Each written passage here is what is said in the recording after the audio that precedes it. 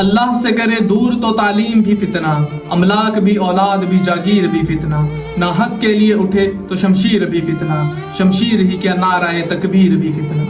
न बेटे महफूज न बेटियां, न मर्द न खवातीन न बुजुर्ग और ना ही चादर चार दीवारी आज एक और मासूम किसी की हवस का निशाना बन चुकी है।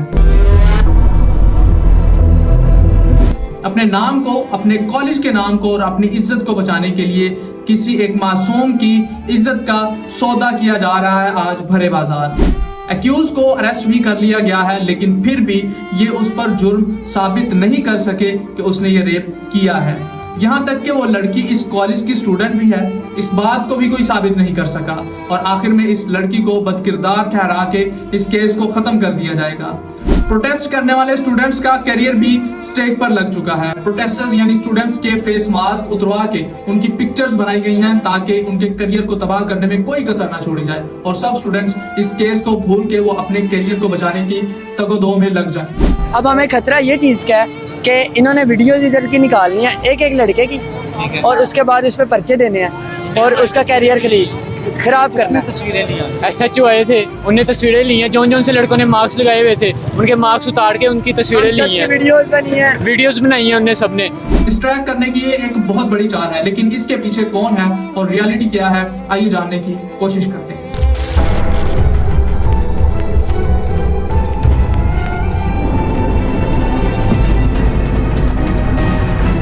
अली इन्फो वर्ल्ड की आज की वीडियो में खुशामदीद। 11 अक्टूबर साल 2024 फ्राइडे के दिन पंजाब ग्रुप ऑफ कॉलेजेस के अंदर फर्स्ट ईयर की एक 17 साल स्टूडेंट के साथ कॉलेज के अंदर सिक्योरिटी गार्ड ने बेसमेंट के अंदर रेप किया। ये बात 2-3 दिन तक तो दबी ही रही, इसके ऊपर किसी ने कोई एक्शन ही नहीं लिया और आवाज ही नहीं उठाई, जबकि लड़की लाहौर के सर्विसेज हॉस्पिटल के अंदर ICU में अपनी जिंदगी और मौत की कश्मकश में लड़ती रही और आखिर उसने दम तोड़ दिया। हाँ यार, ये न्यूज़ रियल है। अभी कंफर्म बात हुई है मेरी DC में उस लड़के से, कंफर्म है ये कि वो लड़की सच्ची में डेथ हो गई है। उसने सारा हुलिया बताया उस लड़की का कि उसकी जो मतलब जब वो जिंदा थी तब वो नहीं बोल सकती थी, उसकी आवाज बिल्कुल नहीं निकल रही थी और उसकी टांगों पे सारी की सारी टांगों पे उसकी स्क्रैचेस है, सारे क्रोच के निशान पड़े हुए हैं, नेक का उसका सत्यानाश हुआ है, इतना गंदे गंदे निशान पड़े हुए हैं और उसके जो है दूसरे पार्ट्स जेनिटल पार्ट्स उसका तो वही पूरा हाल हुआ है। और जो डेथ की रीजन है वो डेथ की रीजन ये थी कि ब्लड लॉस हो गया, उसका खून एकदम खत्म हो गया था।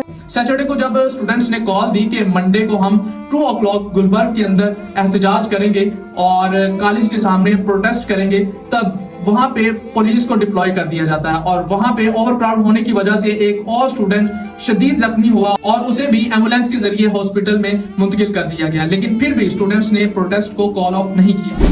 अकॉर्डिंग टू स्टूडेंट्स, जिस लड़की ने विक्टिम के हक में आवाज उठाई थी उस लड़की को भी गायब कर दिया गया, वो अभी तक दोबारा किसी को नजर नहीं आई। वो जिस लड़की ने पहली आवाज उठाई उसे धमकाया गया, उसने अपनी आवाज वापस ली, उसका मोबाइल तोड़ दिया। ऐसा कुछ नहीं है। उसे प्रिंसिपल लड़की आपकी तरह जो जिसने आवाज वो गायब है और उसका पता नहीं कैसे वो बच्ची तो इस कॉलेज की स्टूडेंट ही नहीं है और इवन के वो गार्ड भी इस कॉलेज का गार्ड ही नहीं है। तो सवाल ये है कि अगर वो गार्ड इस कॉलेज का गार्ड नहीं है तो सियालकोट से जाके पुलिस ने उसे अरेस्ट क्यों किया है? क्या पुलिस ने बेकसूर एक शख्स को अरेस्ट करके रखा हुआ है अपनी कस्टडी में? धुआं निकल रहा है मतलब आग कहीं लगी हुई है, लेकिन यहाँ धुआं नहीं, आग के शोले भड़क रहे हैं, लेकिन फिर भी मेन स्ट्रीम मीडिया इसके ऊपर आंखें बंद करके रखे हुए है। क्या हमारा मेन स्ट्रीम मीडिया इंडियन गोदी मीडिया की तरह बेशरम हो गया है कि हक के लिए आवाज उठाने से कतरा रहा है और इनके पीछे कोई आवाज उठाने वाला आज नहीं बचा?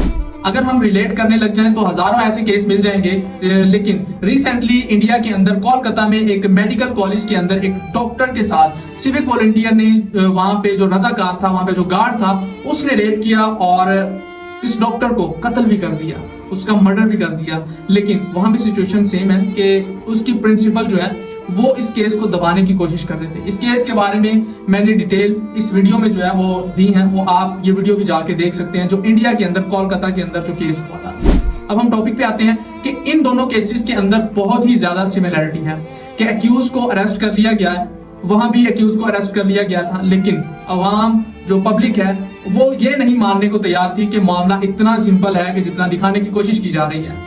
यहाँ भी स्टूडेंट्स यही कह रहे हैं कि अपने कॉलेज के नाम को बचाने के लिए केस को दबाने की कोशिश की जा रही है और विक्टिम के घर वालों को दबाने की कोशिश की जा रही है। इन्होंने अपना कॉलेज का नाम बचाने के लिए लड़की की इज्जत बर्बाद कर दी है, उस पे नाम दिया कि वो बदकिरदार है, उसकी फैमिली को धमकाया गया कि वो कुछ भी नहीं है और अभी तक पुलिस के सामने लड़की के पेरेंट्स में से कोई भी नहीं आया, कोई इस केस के पीछे कोई पैरवी करने वाला है ही नहीं। जबकि जो कॉलेज के स्टूडेंट्स हैं वही जो है इसके पीछे लगे हुए और उन्होंने ही सिर्फ इसके हक में आवाज उठाई है और इनकी आवाज को दबाने के लिए इनके जो है वीडियोस बनाई गई हैं, इनके फेस मास्क उतार के, ताकि वो डर जाए कि इनके फेस अगर रिवील हो गए तो पुलिस के सामने आ गए तो इनके ऊपर मुकदमा दर्ज कर दिए जाएंगे कि इन्होंने कॉलेज के असासों को डिस्ट्रॉय किया है। इनके ऊपर पुलिस केस किया जाएगा ताकि वो स्टूडेंट्स जो है वो इस लड़की के केस को, इस जो ये बहुत खौलनाक मंजर पेश करती हुई एक पिक्चर है, इसको भूल करके वो अपने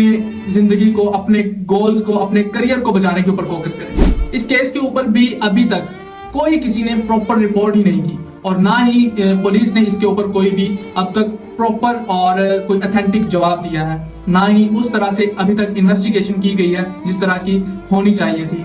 और क्या इन्हें कोई पूछने वाला नहीं है? हम कब तक इंतजार करेंगे कि हम एक और हमारे मुआशरे में हमारी बहन बेटी के साथ रेप हो और हम फिर से आवाज उठाएं, 2 दिन तक आवाज उठाएं और फिर से वहीं के वहीं हम सोए रह जाएं और हमारा मुआशरा फिर से वैसे का वैसे चलता रह जाए। आवाज उठाओ इससे पहले कि हमारी भी बहन बेटी इस लाइन में खड़ी हो। आवाज उठाओ इससे पहले कि हम भी इंसाफ की भीख मांग रहे हो और हमें सुनने वाला कोई भी नजर ना आए। और इसमें मेरा पर्सनल ओपिनियन यही है कि क्या हम अपनी बहन बेटियों को यही दिन देखने के लिए पाल पोस के बड़ा करते हैं कि वो किसी दरिंदे की हवस का निशाना बन जाए और इसके बाद इंसाफ ना मिलने की सूरत में जो ताकतवर लोग हैं वो इस लड़की को, इस बेटी को, इस बहन को जो है वो हमेशा मुआशरे का बद किरदार शख्स डिक्लेयर करके इस केस को खत्म कर दें। कब तक हमारे मुआशरे के ताकतवर ऐसे ही हमें बेचते रहेंगे और मासूम बिकते रहेंगे? इस केस को, इस इंसिडेंट को लेके मैं आज खुद बहुत ज्यादा हर्ट हूँ। इसमें मैं मजीद पर्सनली कुछ कहना नहीं चाहूंगा क्योंकि ये हमारा मुआशरा, हमारे लोग जब तक नहीं सुधरेंगे, हम ही मुआशरा है, हम ही लोग हैं।